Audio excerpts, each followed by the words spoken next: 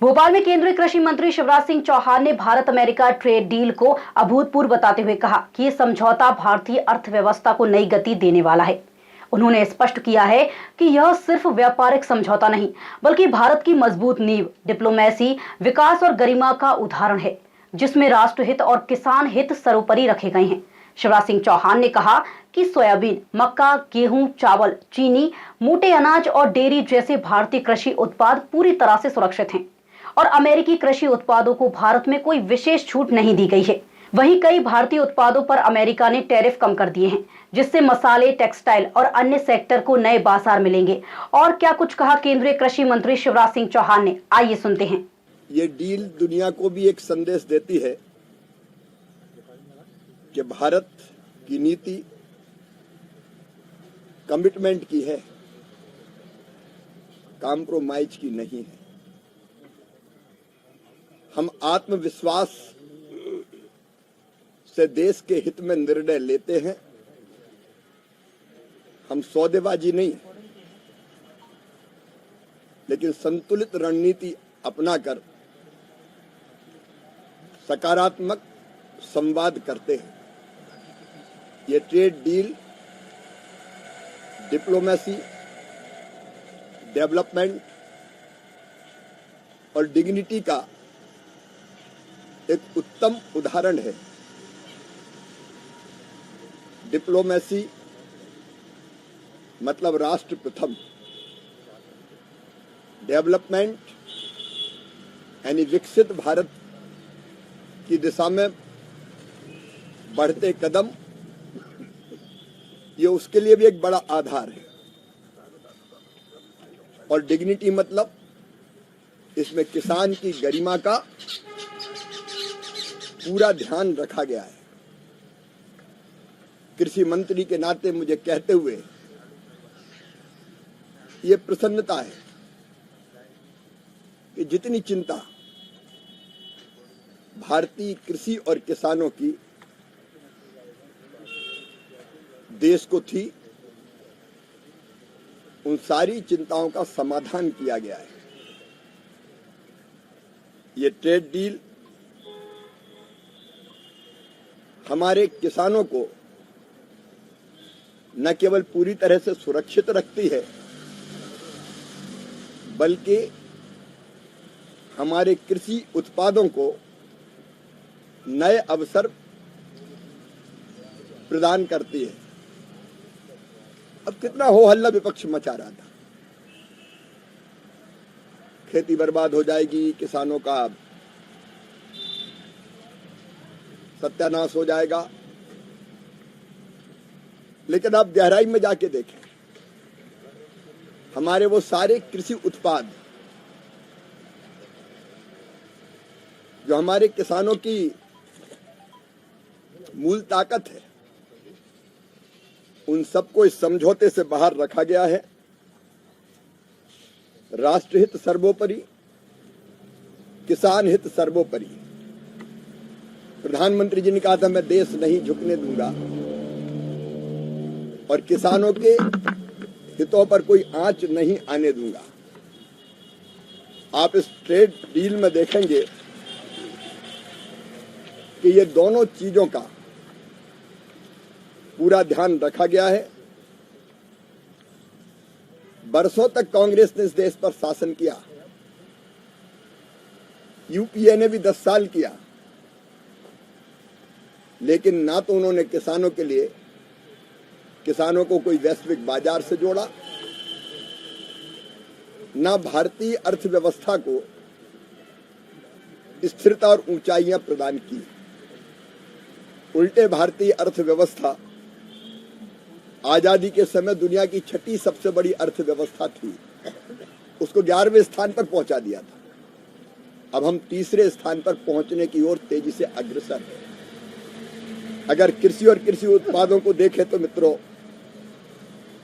भारतीय किसानों को नुकसान हो ऐसा कोई उत्पाद सम्मिलित नहीं किया गया है। सभी ऐसी वस्तुओं को समझौते के बाहर रखा गया है। आप देखेंगे सोयाबीन, मक्का, चावल, गेहूं, चीनी, मोटे अनाज, पोल्ट्री, डेयरी, केले, स्ट्रॉबेरी, चेरी, खट्टे फल, हरी मटर, काबुली चना, मूंग, तिलहन, इथेनॉल, तंबाकू जैसे उत्पादों पर कोई टैरिफ में छूट नहीं दी गई है। और सबसे ज्यादा चिंता इसी बात की थी कि हमारे प्रमुख अनाज सुरक्षित रहना चाहिए, वो सब के सब सुरक्षित रखे जाए। प्रमुख अनाज, प्रमुख फल, हमारे डेयरी उत्पाद,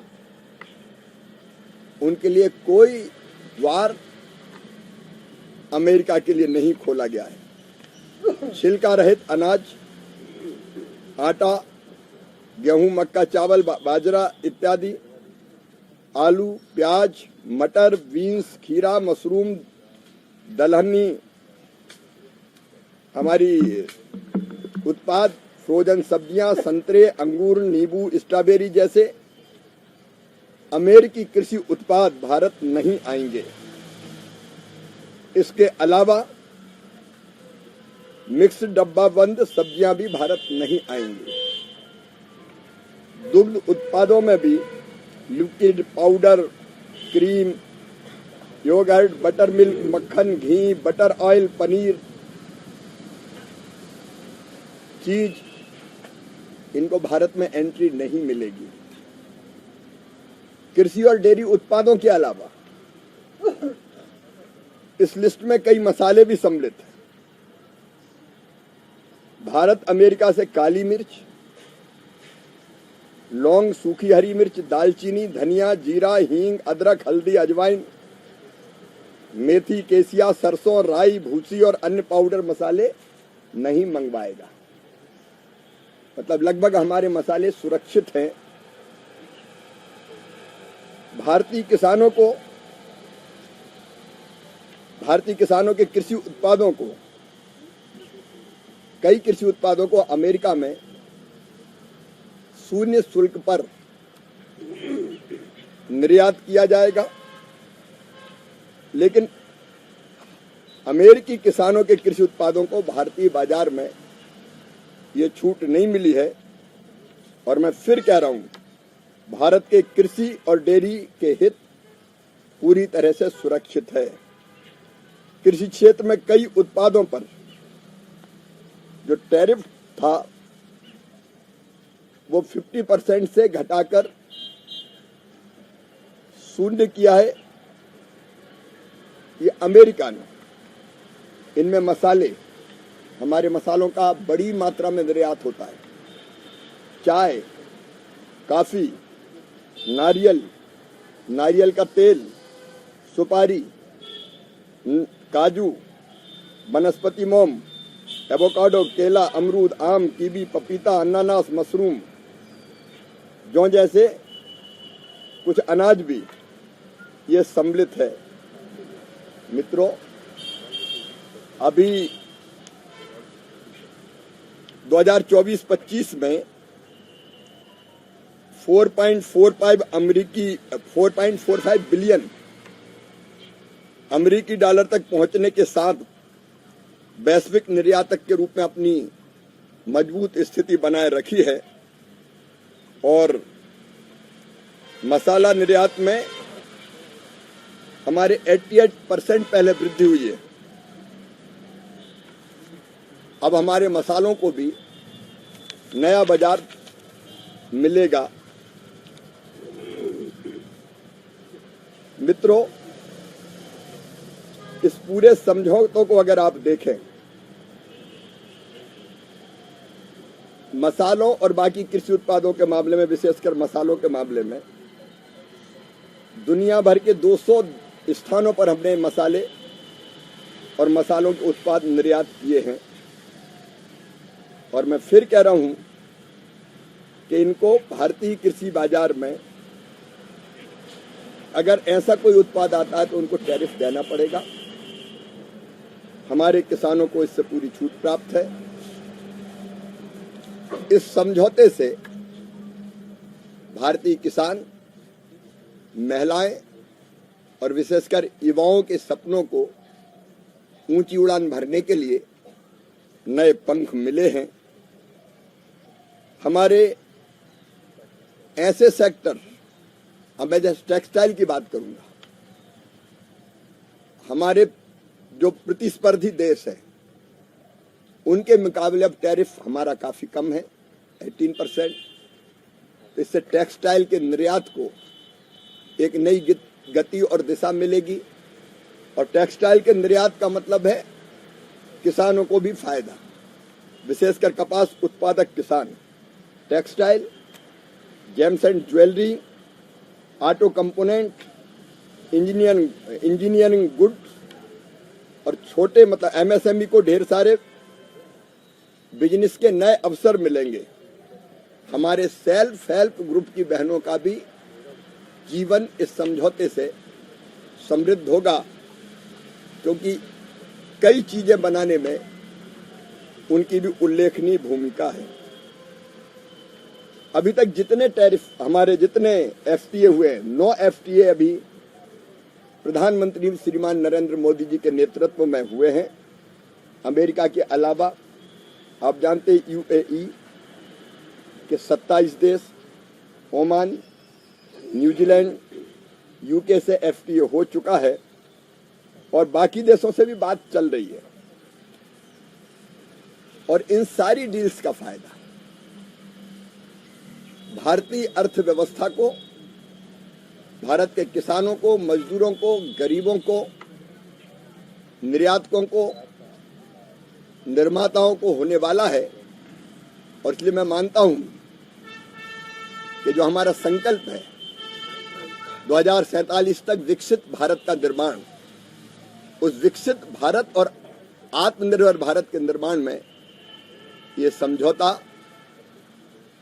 और ये सब समझौते मील के पत्थर साबित होंगे।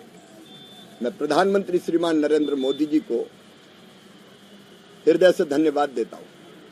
धन्यवाद। भाई इतना ध्यान रखिएगा कि मुझे 9:15 बजे मेरी बेंगलोर की फ्लाइट है। सोयाबीन प्रदेश है, सोयाबीन के लिए नहीं खोला लेकिन डीडीजीएस के लिए खोला है, तो खास करके मध्य प्रदेश के किसान इस संदर्भ में इस फैसले को कैसे देखें? उनके हित में, मैं फिर कह रहा हूं, उनके हित पूरी तरह सुरक्षित है। पहले 25% मुझे 8:45 बजे निकलना होगा, नहीं तो पहले ट्रंप ने 25% किया टैरिफ, फिर 50 किया, फिर 18 किया है। जब 25% हुआ था उससे पहले कृषि उत्पाद और डेयरी उत्पादों पर कितना टैरिफ था और अब कितना किया है अमेरिका में? पीयूष जी ने सारी बात साफ की है। मूल चीजें जो जरूरी थी मैंने आपके सामने। सर, क्या विपक्ष भ्रम फैला रहा है, आप ये कहना चाहते हैं इसको लेकर? क्योंकि 12 तारीख को विपक्ष तो वेंटिलेटर पे चला गया। उसको लगता था पहले कि हंगामा हो जाएगा, घेरने का मौका मिलेगा। सही बात यह है कि उनको राष्ट्र हितों से कोई लेना देना नहीं है। मोदी विरोध चाहिए, और मोदी जी का विरोध करते करते कई बार वो देश का विरोध करने लगते हैं। कुछ चीजें ऐसी होती जिसको राजनीति के ऊपर रखने की कोशिश करनी चाहिए, लेकिन प्रतिपक्ष का जो रवैया पिछले वर्षों में और पिछले दिनों में हमने देखा, हर सकारात्मक चीज का विरोध, और इस विरोध से देश को कितना भी नुकसान हो जाए उनको परवाह नहीं है। लेकिन अब उनको सूझ नहीं रहा कि वो क्या कहें। बहुत बहुत धन्यवाद।